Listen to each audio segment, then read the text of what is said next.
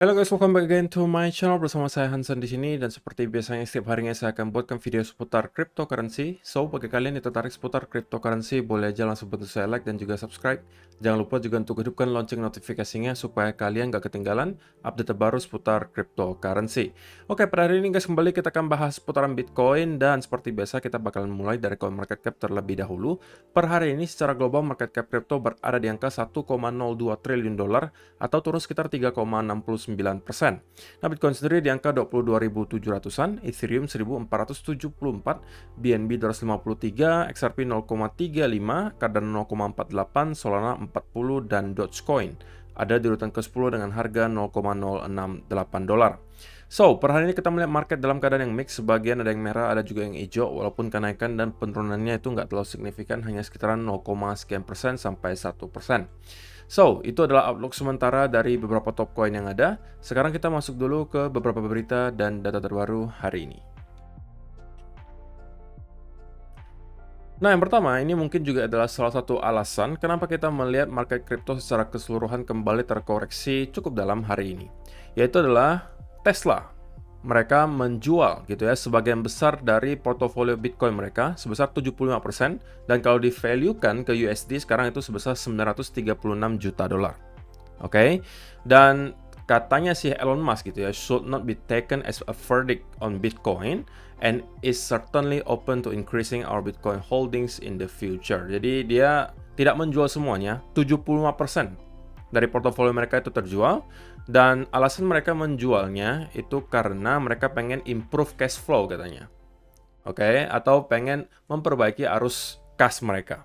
Jadi itu alasan utamanya dan dia mengatakan ya ini bukan untuk against Bitcoin, tapi mereka juga masih membuka kesempatan gitu ya ke depan untuk membeli kembali Bitcoinnya. Cuma untuk sekarang karena untuk kepentingan perusahaan mereka harus menjual sebagian besar dari Bitcoinnya terlebih dahulu.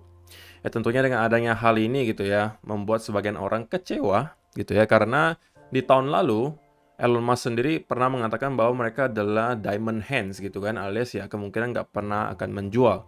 Tapi pada akhirnya hari ini kita melihat kenyataannya berbeda.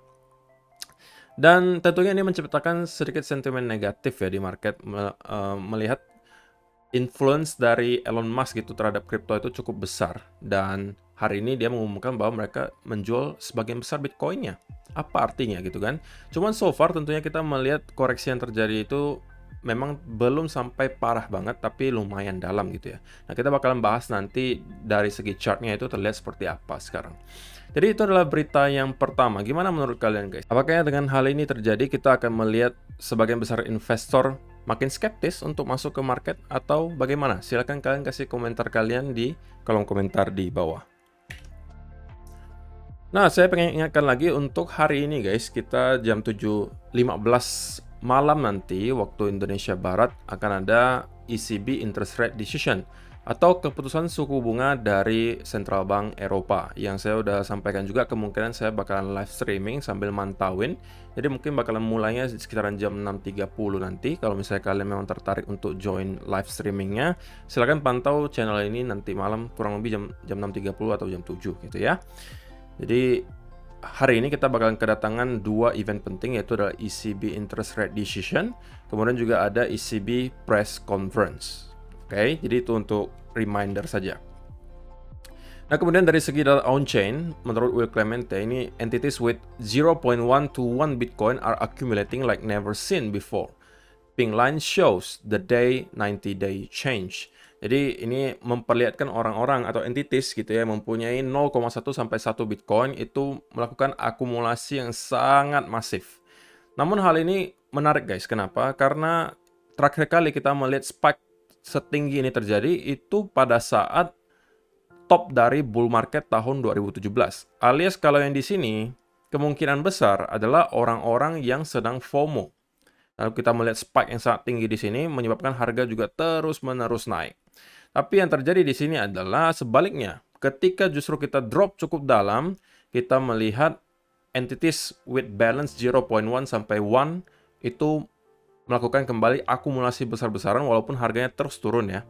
Dan ini bisa jadi kita asumsikan adalah sudah ada perbedaan gitu guys. Kalau di sini mungkin jatuhnya orang-orang yang FOMO, tapi kalau yang di sini adalah jatuhnya orang-orang yang percaya gitu bahwa Bitcoin adalah kemungkinan aset masa depan dan semakin murah harganya, tentunya mereka akan semakin serok. Gitu ya. Jadi itu adalah data on-chain hari ini untuk kalian.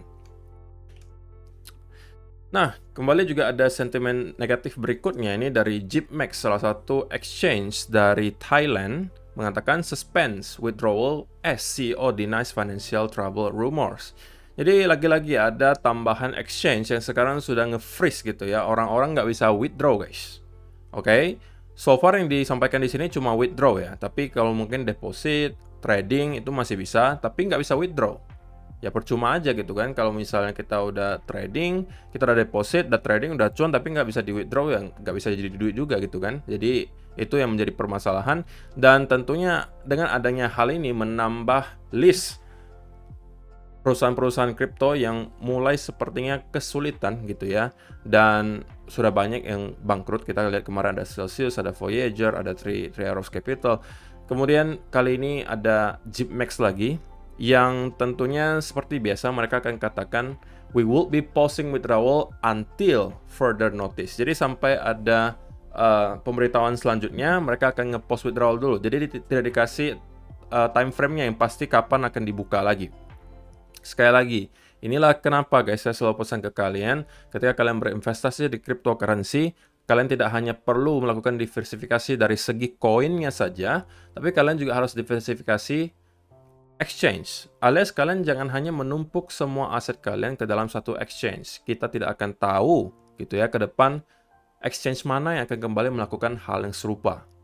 Jadi minimal saya sampaikan kalian mempunyai minimal 2 lah guys. Minimal 2 exchange atau 3 exchange. Kalian sebar aset kalian ke 2 atau 3 exchange untuk meminimalisir resiko seperti ini terjadi. Karena gini guys, seperti yang kalian bisa lihat juga beberapa minggu belakangan, ketika ada yang suspend withdrawals, kalian itu nggak bisa ngapa-ngapain guys. Kalian cuma bisa pasrah doang dan berharap uang kalian bisa dikembalikan. Tapi kalau ternyata dari pihak mereka nggak mengembalikan, ya kalian juga nggak bisa nuntut apa-apa gitu. JIPMEX juga sama. Kalau udah seperti ini, kalian cuma bisa pasrah doang dan berharap mereka baik-baik saja secara keuangan dan tidak bangkrut. Nah, kalau misalnya kalian masih mempunyai hanya satu exchange sekarang, segeralah guys, kalian diversifikasikan aset kalian. Bisa aja kalian juga sebagian taruh di hard wallet, itu tentunya yang paling aman. Tapi kalau kalian pengennya lebih liquid, ya tentunya kalian taruh di exchange, tapi minimal 2-3 exchange. Exchange apa aja? Ya banyak lah guys. Kalau sekarang yang top exchange bisa Binance gitu ya, bisa Bybit, bisa Delta, bisa Huobi, banyak banget. Tapi kalau misalnya yang saya sering rekomendasikan adalah tentunya dari Bybit ya, karena Bybit mempunyai fitur yang sudah lengkap banget. Kemarin udah saya sampaikan juga fitur-fiturnya, kalian bisa trading futures dengan chart yang sangat stabil, jadi kalian tidak perlu khawatir ada liquid hunter. Selain itu juga di sini kalian bisa staking, kalian bisa juga ikutan launchpad, semuanya sudah tersedia di Bybit. Dan menariknya adalah kalau kalian menaruh sebagian besar aset kalian di Bybit, kalian akan mendapatkan fitur di mana kalian bisa staking secara fleksibel dan mendapatkan APY yang sangat tinggi walaupun hanya staking USDT atau USDC atau stablecoin lah anggapannya. Nah, USDC sendiri di sini mereka sedang menawarkan 5,5% APY-nya. Dan ini fleksibel, guys. Fleksibel artinya apa? Artinya aset kalian tidak di-lock. Walaupun kalian staking, tapi kapanpun kalian pengen menggunakan aset tersebut, itu bisa kalian tarik. Jadi tidak di-lock gitu ya. Kalau misalnya kalian yang pengen di-lock, ini ya fix gitu ya, yang fixed term. Kalau misalnya pengen yang fleksibel, pilih yang ini dan kalian bisa cek. APY-nya rata-rata lumayan tinggi gitu ya. Jadi daripada aset kalian nganggur sembari kalian menunggu bear market-nya selesai gitu ya. Kemungkinan kalau misalnya kalian yang masih menunggu di sideline, ya daripada nganggur kalian taruh saja di sini dan flexible staking.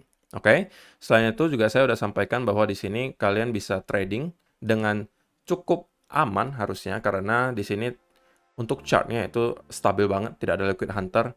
Itu yang perlu kalian khawatirkan kalau kalian lagi trading futures di sebuah exchange crypto. Oke, jadi kalau misalnya kalian pengen mendaftar di Bybit, silakan dengan link yang sudah saya sediakan di kolom description box di bawah.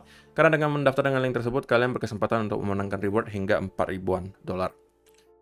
Oke, itu adalah beberapa data dan berita hari ini yang pengen saya sampaikan untuk kalian, guys. Sekarang kita langsung masuk aja ke chart gitu. Dan kita bakal mulai dari daily chart terlebih dahulu.